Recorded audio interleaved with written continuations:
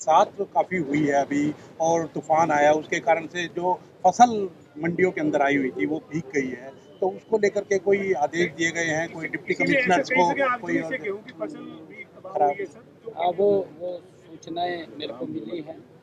और क्योंकि गर्मी है, गर्मी के कहीं स्पार्किंग, कहीं अन्य कोई चिंगारी से आग लग जाती है। और मैं अपील भी करूंगा सभी किसान भाइयों से कि अवेयर रहें। आम नागरिक को भी मैं कहूँगा, क्योंकि फसल पक्की खड़ी है, कहीं पर भी इस प्रकार की अगर कोई आग दिखाई दे तो उसको तुरंत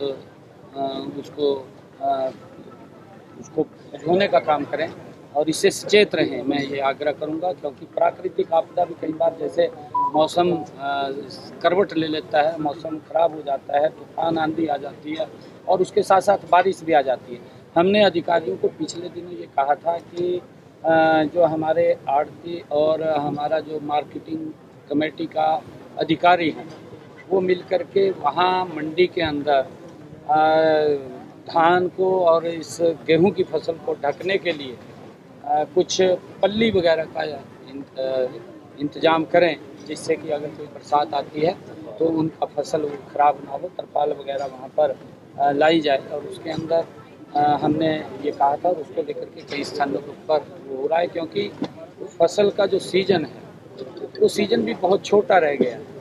क्योंकि पहले तो हम जब देखते थे कि फसल लगभग 1 महीना, 1.5 महीना, 2 महीने तक चलती थी, परंतु अब 10 दिन, 15 दिन का वो सीजन रह गया है।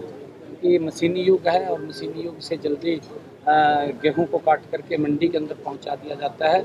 एक बार व्यवस्थाएं चरमरा जाती हैं, परंतु हमने उसको भी कि जो फसल शॉर्ट टर्म के अंदर आ रही है उसको कैसे काबू किया जाए, उसके लिए भी हमने अधिकारियों को और सोचने के लिए कहा है कि इसके ऊपर भी सोचिए, क्योंकि कैसे हम इसको काबू कर सकें।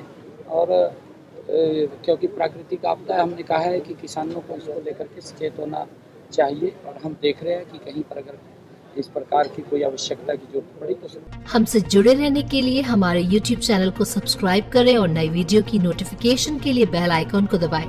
अगर आप ये वीडियो Facebook पर देख रहे हैं तो लाइक जरूर करें और ज्यादा से ज्यादा शेयर करें। धन्यवाद।